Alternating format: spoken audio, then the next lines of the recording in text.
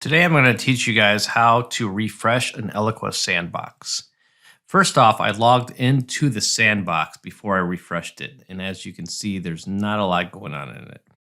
If I click on programs, for example, there's nothing, right? If I click on campaigns, nothing. So as you can see, it's just a blank, brand new sandbox. Okay, now I logged into our production environment, and this is actually where we control the sandbox refreshes at. So from the main production environment, I simply click on the settings tab. And of course, you would have to have admin rights to Eloqua to do some of this.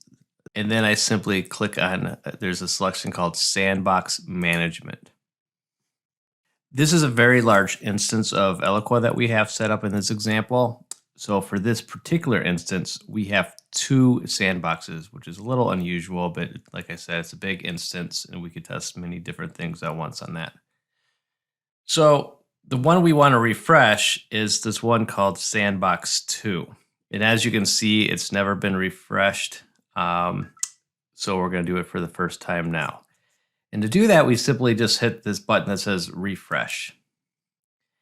And it says refreshing a sandbox will delete all the existing data on that instance. Do you want to proceed? So we don't have anything on that instance, so that's fine. We're going to proceed.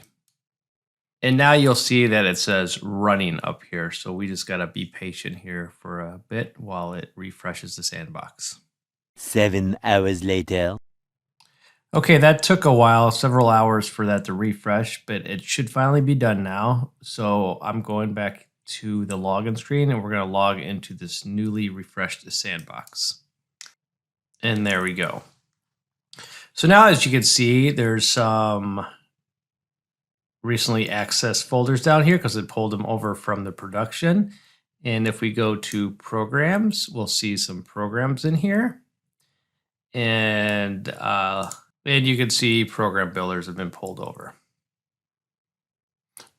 One bad thing about the Eloqua Sandbox and how it works is it does not pull over the Salesforce Integration App if you've installed that in your production environment. So if I go to settings and then I click the apps, you'll see that none of the apps actually came over. So to use the Salesforce Integration App, it's pretty much a big pain. We have to reinstall it and set it all up again. Hopefully someday Eloqua will fix that, so that's brought over. But as of now, it's not the most helpful thing in the world. And that's about all there is to it, so that you can start playing around in your new sandbox, and you should be all set. One more thing to point out, I've gone and logged back into the production instance of this Eloqua. And if I go to settings and I go back to sandbox management, you will now see that the new one has been created. So now we have two here.